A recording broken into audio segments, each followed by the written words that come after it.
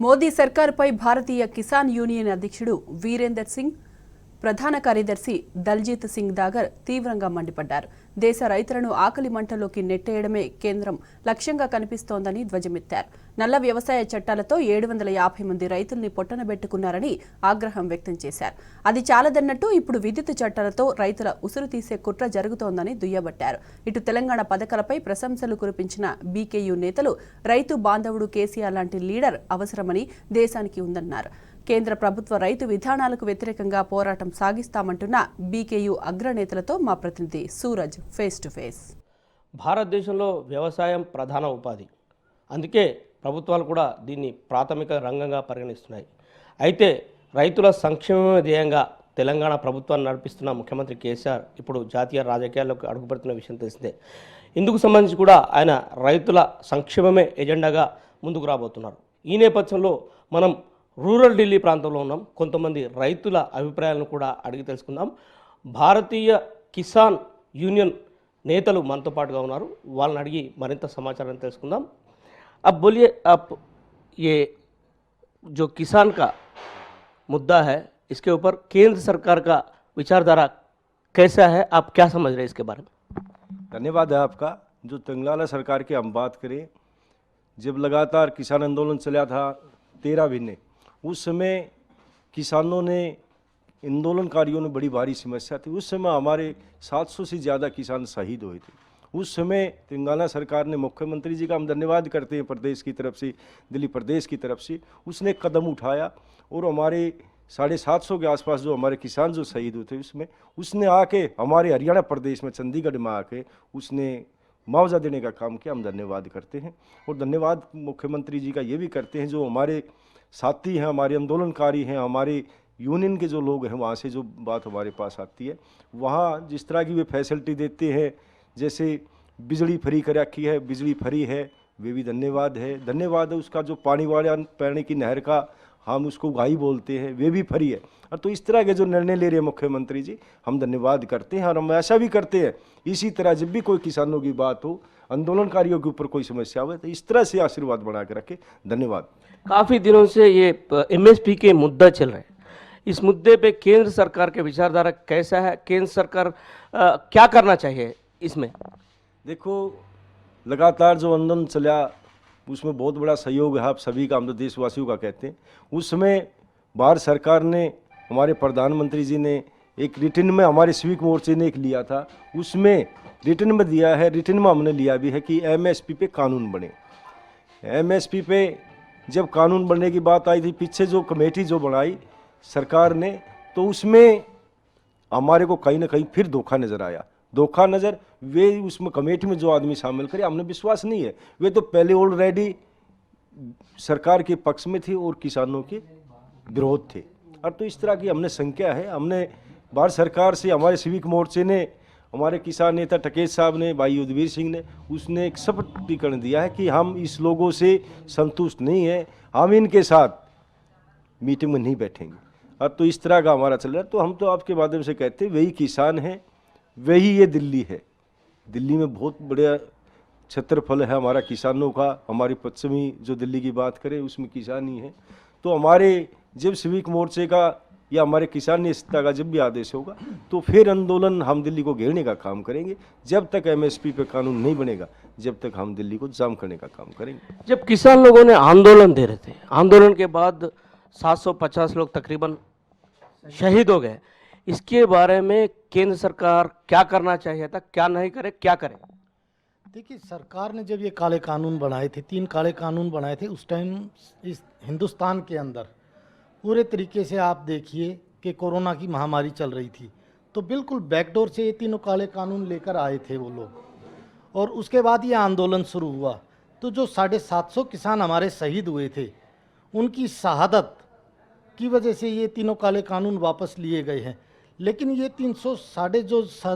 700 किसानों की शहादत हुई है, उसके लिए जिम्मेदार भारत सरकार है।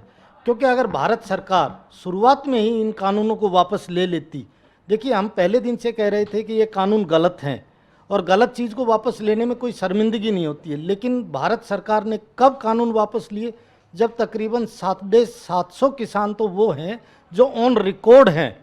नहीं तो अगर आप संख्या देखेंगी तो हज़ारों की तादाद में किसान शहीद हुए हैं, लेकिन 750 किसान तो ऑन रिकॉर्ड हुए हैं।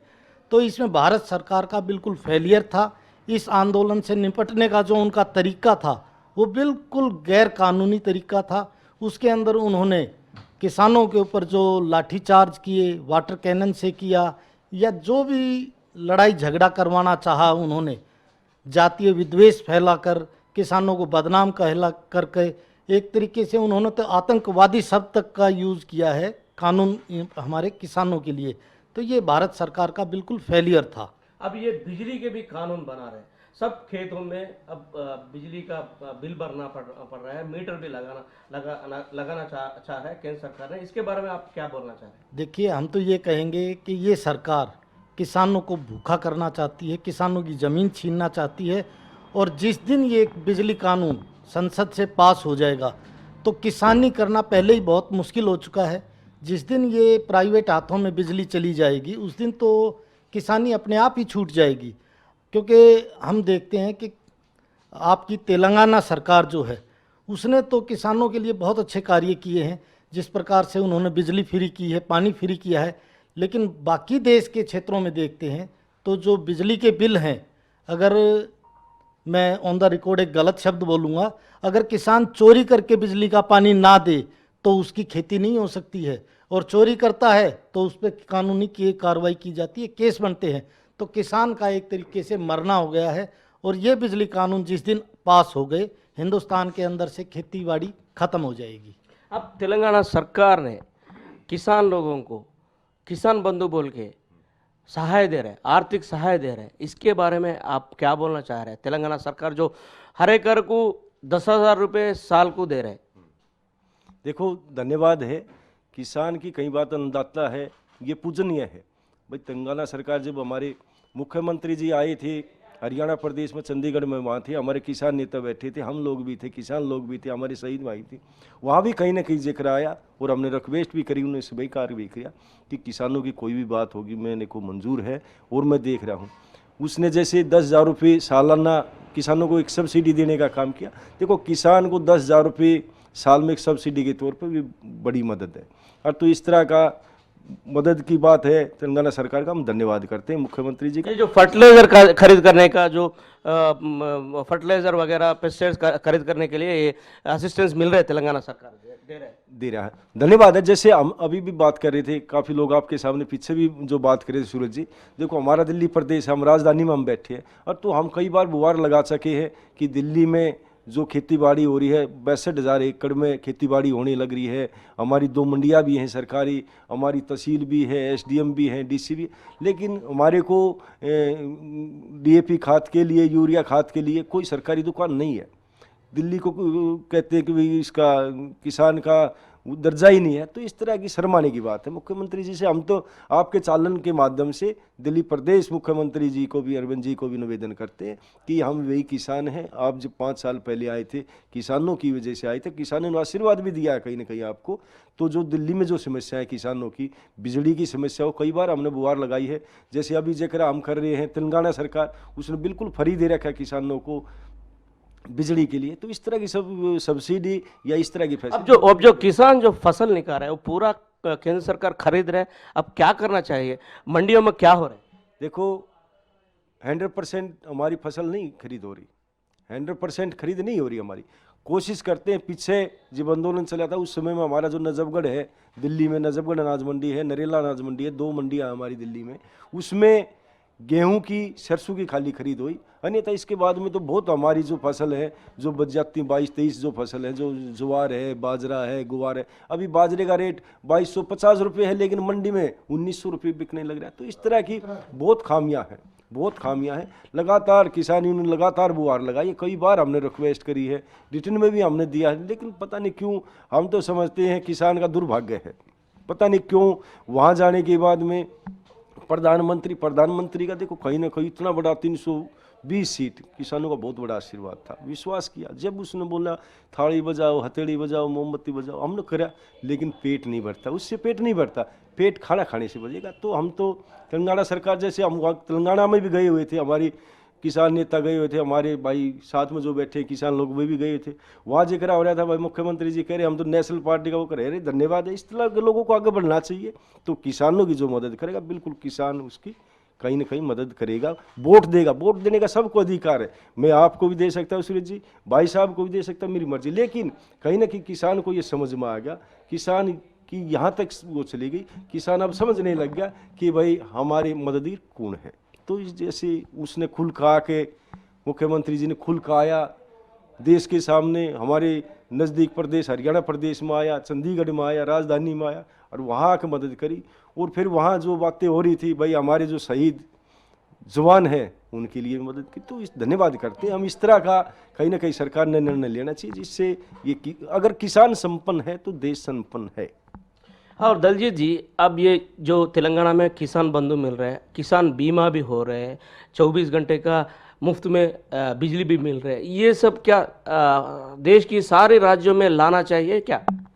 देखिए, जब किसान को सब चीज़ें फ्री मिलेगी तो किसान क्या करेगा, अनाज ज़्यादा उगाएगा। और अनाज जब ज़्यादा हो जाएगा तो हमारे जो गरीब किस लोग हैं देश के, अभी आप देख रहे हैं 20 करोड़ से ऊपर तो गरीबी रेखा से नीचे हैं, तो उनके भोजन की व्यवस्था कौन करती है? भारत सरकार करती है। जब किसानों को ये चीज़ फ्री मिलेगी तो वो ज़्यादा उपजाऊ ज़मीन का उपयोग करेगा और ज़्यादा उपज लेगा, तो उससे देश के अन्न भंडार भरेंगे। और अन्न भंडार भरेंगे तो देश के गरीबों में वो फ्री में बांटा जा सकता है। लेकिन यहाँ पे उल्टी बात हो रही है कि देश के अंदर भारत का प्रधानमंत्री किसानों की ज़मीन छीनने की प्लानिंग बना रहा है। दूसरी तरफ हम ये कहेंगे, एक तरफ तो मुख्यमंत्री तेलंगाना का है जो इतनी दूर से किसान आंदोलन के बीच में आया और किसानों की मदद करी। दूसरी तरफ हम कहेंगे कि जिस क्षेत्र के अंदर आंदोलन चल रहा था, हरियाणा प्रदेश में आंदोलन चल रहा था, दिल्ली के अंदर आंदोलन चल रहा था, यूपी के अंदर आंदोलन चल रहा था, वहाँ के तीनों मुख्यमंत्रियों में से ना ही मनोहर लाल खट्टर जी ने कोई मदद करी, ना ही योगी जी ने कोई मदद करी। यहाँ तक कि हम कहेंगे कि दिल्ली के मुख्यमंत्री अरविंद केजरीवाल जी ने भी किसान आंदोलन में किसान आंदोलनकारियों की कोई मदद नहीं करी। तो हम धन्यवाद करेंगे केसी राव जी का, चंद्रशेखर राव जी का, कि उन्होंने इतनी दूर से आके किसानों की सुध ली। तो हम तो चाहेंगे कि देश का प्रधानमंत्री अगर कोई बने तो वो कोई किसान का बेटा ही बने, जो किसानों की मजबूरियों को समझता हो, किसानों की दिक्कतों को समझता हो, चाहे वो कोई भी हो। देखिए, जो अच्छा काम करेगा हम उसको अच्छा कहेंगे। कल को हम बातों में आ गए थे, बहकावे में आ गए थे, जो इन्होंने जुमले फेंके थे, किसानों के लिए हम MSP लाएंगे, किसानों की आय दोगुनी करेंगे, तो हम उन बातों में आ गए थे और इनको एक मौका दे दिया था। लेकिन हमने ग्राउंड लेवल पे देखा कि प्रधानमंत्री जी ने सिर्फ धोखा दिया है और केसी राव जी ने बिल्कुल किसानों के साथ। और दलजीत जी, आवाम में ये चर्चा है कि कांग्रेस नाकाम है, बीजेपी का पॉलिसीज जो है, जो विधान उन लोग चुन रहे हैं वो सब किसानों के खिलाफ है। तो आपके बारे में कोई दूसरा पार्टी देश में आने का ज़रूरत है क्या? देखिए, पार्टी तो आनी चाहिए। तेलंगाना में तो हम कह सकते हैं कि वो एक तरफा हैं, लेकिन पूरे भारत के अंदर अगर उन्होंने कुछ करना है तो धीरे धीरे क्षेत्रीय पार्टियों से और नेशनल पार्टियों से तालमेल बनाना पड़ेगा। और इस भ्रष्ट सरकार को, किसान विरोधी सरकार को उखाड़ कर अगर फेंकना है तो ऐसे लोगों को ही आगे आना पड़ेगा। और वीरेंद्र जी, ये जो भारत राष्ट्र समिति जो लाया जा रहा है भाई केसीआर साहब ने जो ला रहे हैं, उनके बारे में आपका विचार क्या है? देखो, जो अभी हमारे भाई भी कह रहे थे, हमने मुलाकात हुई पिछले साल जब लगातार जो हमारा आंदोलन चल रहा था, उसमें हमारे को एक एक दिन भारी था। हमारे जो आंदोलनकारी थे 750 से ज़्यादा जो शहीद हो गए, उनके बच्चे, उनकी बीवी, उनके माता पिता, कहीं ना कहीं हमारे बहुत भारी दुख था। हमारे जो किसान नेता है, हमारे जो सिविक मोर्चा है, वे कहीं ना कहीं हम ये करते थे कोई हमारी मदद करने आए इस तरह से। तो उस समय में इतनी बड़ी समस्या में तो भाई हमारे मुख्यमंत्री जी जब आए तो हमने बड़ी खुशी हुई और अच्छा भी लगा। कहीं ना कहीं हम आशीर्वाद भी देते हैं, दिली दुआएं हैं उनसे। देखो, किसान गरीब है, किसान हमारे पास पैसे तो है नहीं, लेकिन दुआएं ज़रूर है, बद्दुआ भी है, दुआ भी है। तो हम दुआएं देते हैं, उसकी शुभकामनाएं हैं, वे आगे बढ़े, और कहीं ना कहीं किसान की कहीं बात आएगी तो किसान खुल के उसकी मदद भी करेगा। ఇది మొత్తం మీద చూసుకుంటే కనుక ఢిల్లీ రూరల్ ప్రాంతంలోని రైతు సంఘాల నేతలు మనతో పాటుగా పంచుకుంటున్న సమాచారం. ఖచ్చితంగా ముఖ్యమంత్రి కేసీఆర్ ప్రారంభిస్తున్న భారత రాష్ట్ర సమితిని ఆహ్వానిస్తాము. వారికి మా పూర్తి మద్దతు ఉంటుంది. అలాగే మేము వాళ్ళను మంచి మనసుతో స్వాగతిస్తున్నామని చెప్పేసి కూడా వాళ్ళు వ్యాఖ్యానిస్తున్న పరిస్థితి కనిపిస్తుంది. అలాగే రైతు పక్షపాతులు ఎవరుంటే ఏ రాజకీయ పార్టీ ఏ వేదిక ఉన్నా కానీ వాళ్ళకు పూర్తి స్థాయిలో తాము మద్దతు తెలుపుతామని చెప్పేసి కూడా రైతు సంఘాల నేతలు ప్రకటించిన పరిస్థితి కనిపిస్తుంది. కెమెరామెన్ లింగారెడ్డి శ్యామ్లతో సూరజ్ కుమార్, న్యూఢిల్లీ, ఔటర్.